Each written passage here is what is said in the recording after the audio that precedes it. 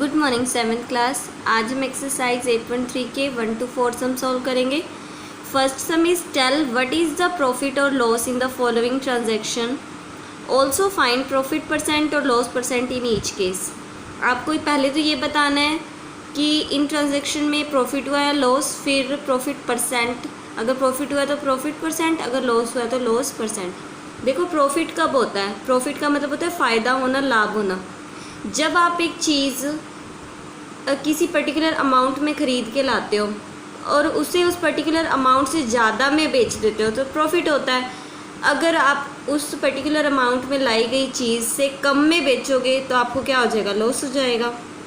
ठीक है, तो ए पार्ट में देखो, gardening shares boat for ₹250 and sold for ₹325। Gardening shares को 250 में ख़रीदा गया और सोल्ड यानी बेच दिया गया 325 में। जितने में ख़रीदा जाता है ना वो उसकी कीमत होती है, कॉस्ट प्राइस बोलते हैं उसे। ठीक है, तो ये कितने में खरीदी गई, 250 में, तो इसकी कॉस्ट प्राइस कितनी है 250 और बेचा कितने में गया 325 में, तो ये इसका सेलिंग प्राइस है। आप कोई चीज़ 250 में ख़रीद के लाए हो, 325 में बेच दिया, आपने ज़्यादा में बेचा ना, तो आपको प्रॉफिट हुआ। कितने का प्रॉफिट हुआ, आप सेलिंग प्राइस में से कॉस्ट प्राइस को माइनस कर दोगे तो आपको प्रॉफिट का पता चल जाएगा। लेट सपोज आप कोई चीज़ 10 की खरीद के लाते हो, उसको 12 में बेच देते हो तो 2 रुपये का प्रॉफिट होता है ना। तो कैसे 2 रुपये निकलते हैं, वो माइनस करके निकलता है, उनका डिफरेंस निकालना पड़ता है।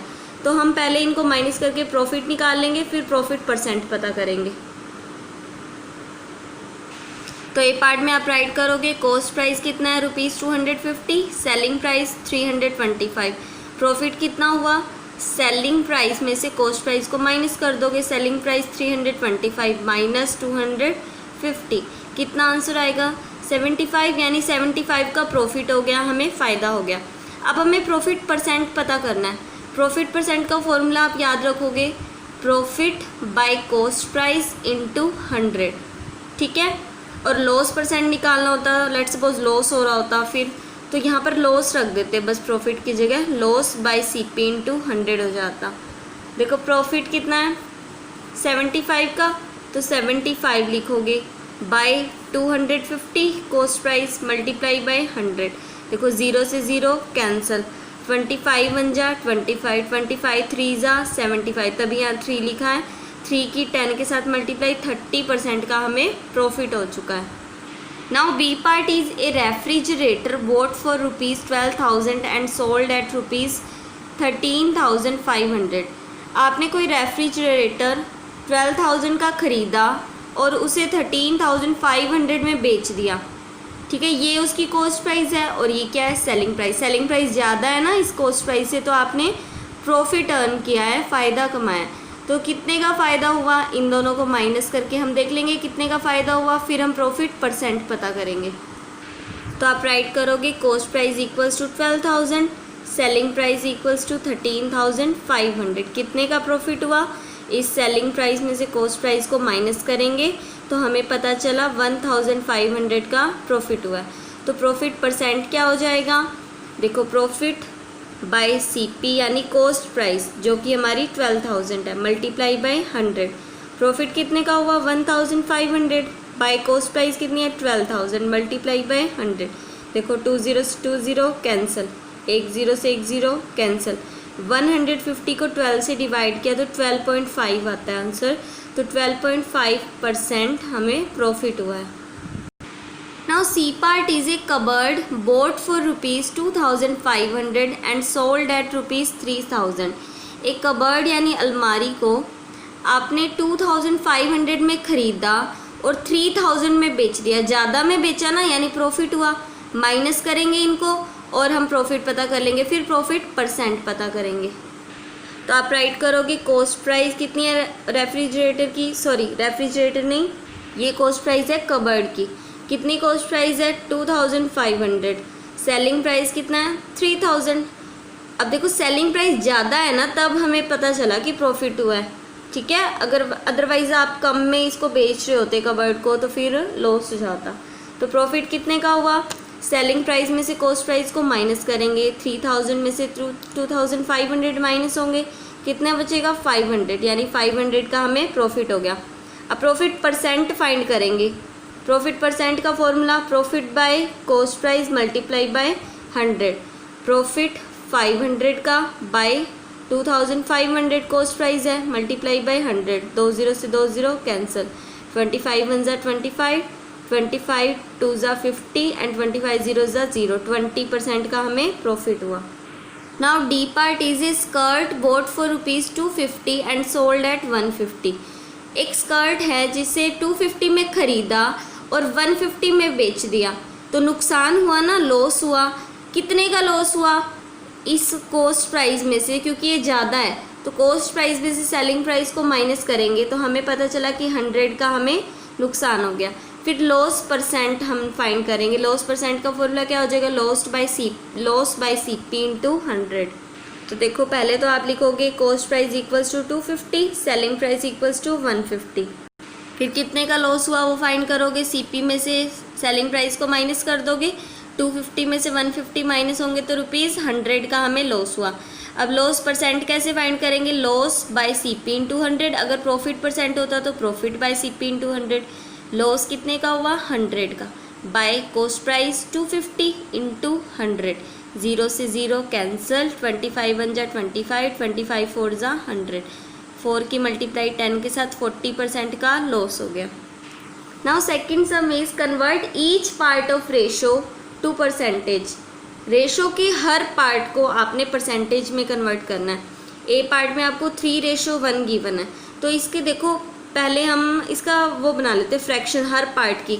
जैसे ना कोई चीज़ है, टोटल कितने पार्ट्स हुए हैं उसके, देखो यहाँ पर 3 है और यहाँ पर 1, तो टोटल 4 पार्ट्स हुए हैं ना। टोटल वैल्यू नीचे लिखी जाती है 4, उसमें से एक तो पार्ट 3 पार्ट्स है, ठीक है, एक 4 में से क्या है 1 पार्ट, ठीक है। तो ये 2 पार्ट हो गए ना इसके, 3/4 और 1/4। तो अब इन दोनों को हम परसेंटेज में कन्वर्ट कर लेंगे। तो देखो पहले हमें क्या गिवन है 3:1, इसके टोटल कितने पार्ट्स हो गए 3 + 1 4, तो बाय में हमने 4 लिखा। तो पहला पार्ट क्या है 3, तो ऊपर 3 लिख दिया, मल्टीप्लाई बाय 100, 4 1 ज़ा 4, देखो 4 1 ज़ा 4, 4 2 ज़ा 8, 4 5 ज़ा 25, 125 पे कैंसिल हुआ, 25 3 ज़ा 75%। तो 3 की तो हमें पता चल गई परसेंटेज कितनी है 75। अब इस 1 की भी तो निकालेंगे। तो टोटल कितने पार्ट्स है 3 + 1 4, 4 नीचे, ऊपर 1 लिखेंगे जो ऊपर है, 1 की परसेंटेज निकालनी है, मल्टीप्लाई बाय 100, 4 1 ज़ा 4, 4 की 25 के साथ मल्टीप्लाई, 400 से कैंसिल होगा तो 25, 25 1 ज़ा 25%। B part is 2:3:5। टोटल कितने पार्ट्स है देखो 2 + 3 5, 5 + 5 10, तो टोटल वैल्यू तो हम नीचे लिखते होते हैं। अब हमें 10 में से, टोटल 10 पार्ट्स हैं, 10 में से सबसे पहले 2 की परसेंटेज निकालिए, तो 10 नीचे और जिसकी निकालनी है वो ऊपर, मल्टीप्लाई बाय 100। परसेंटेज निकालनी है ना, तो परसेंटेज निकालने के लिए मल्टीप्लाई बाय 100 करते हैं, 0 से 0 कैंसिल, 2 की 10 के साथ मल्टीप्लाई 20%।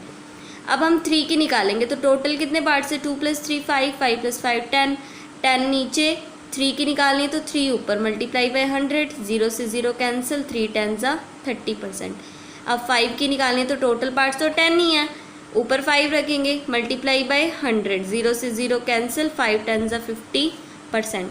सी पार्ट में आपको 1:4। अब इसके देखो पार्ट्स क्या बनेंगे, टोटल कितने पार्ट्स है 1 + 4 5, तो 5 नीचे आएगा, सबसे पहले 1 की निकालेंगे ना, तो 5 तो नीचे, ऊपर 1, मल्टीप्लाई बाय 100, 5 1 ज़ा 5, 5 2 ज़ा 10, 5 0 ज़ा 0, 21 ज़ा 20%।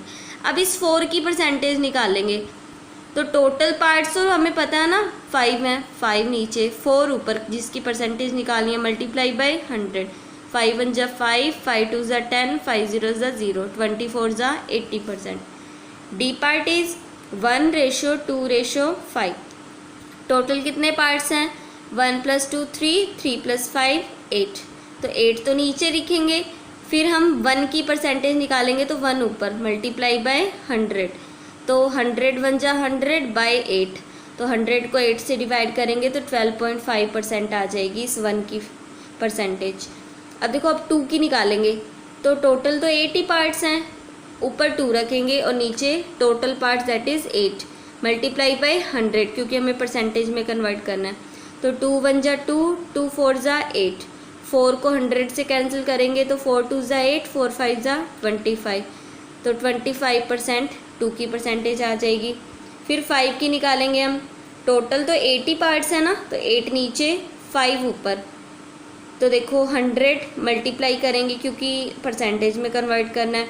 फिर 8 और 100 को कैंसिल करेंगे तो 4 पे कैंसिल हो जाएंगे, 4 2 जा 8, 4 को 100 से कैंसिल करेंगे तो 25 हो जाएगा, 25 5 जा 125 बाई 2, 125 को 2 से डिवाइड करेंगे तो 62.5%।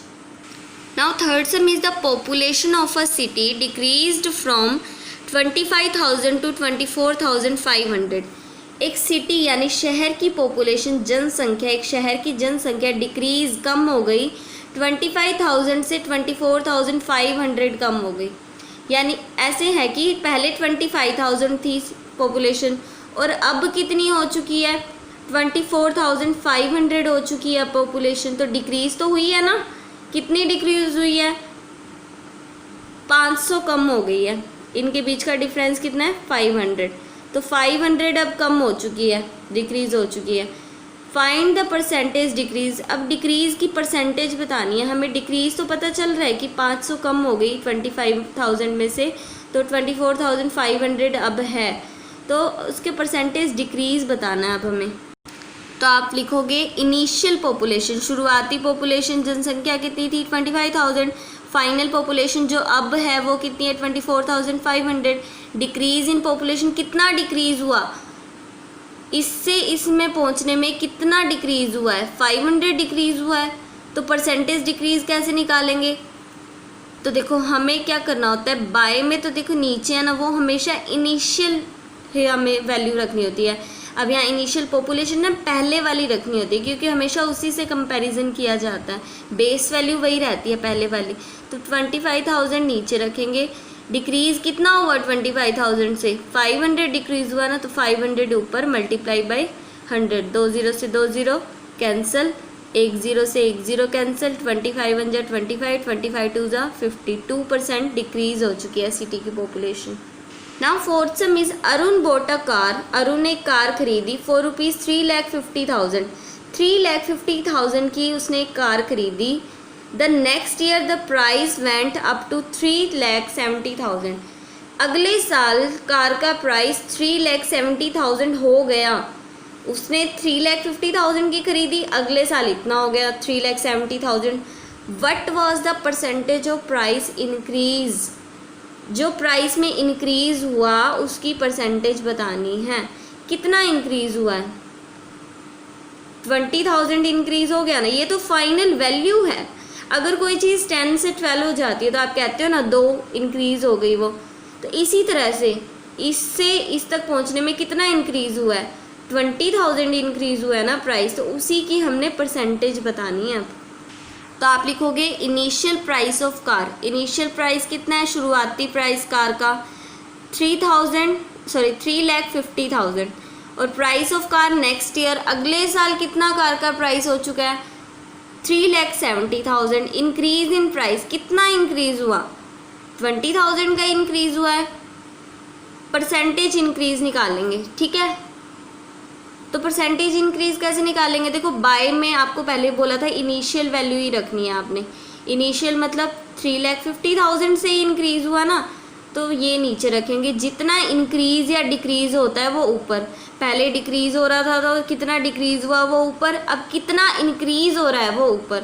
20,000 इंक्रीज हुआ है ना पहले वाली वैल्यू से, तो 2 0 से 2 0 कैंसिल, और परसेंटेज में करना है ना इसलिए 100 से मल्टीप्लाई किया हमने, ठीक है। ये तो फ्रैक्शन ही है और फ्रैक्शन को परसेंटेज में करना होता है तो 100 से मल्टीप्लाई करते हैं, ऑब्वियस सी बात है।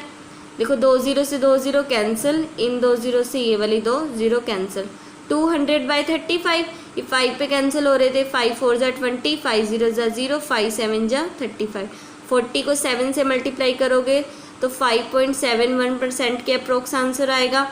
या फिर आप इसकी मिक्स फ्रैक्शन भी बना सकते थे। मिक्स फ्रैक्शन में क्या करते, 7 5 जा 35, 5 बचता, 5 रिमाइंडर ऊपर, नीचे जो 7 नीचे है वो नीचे, इतना इंक्रीज हो जाता उसके प्राइस में।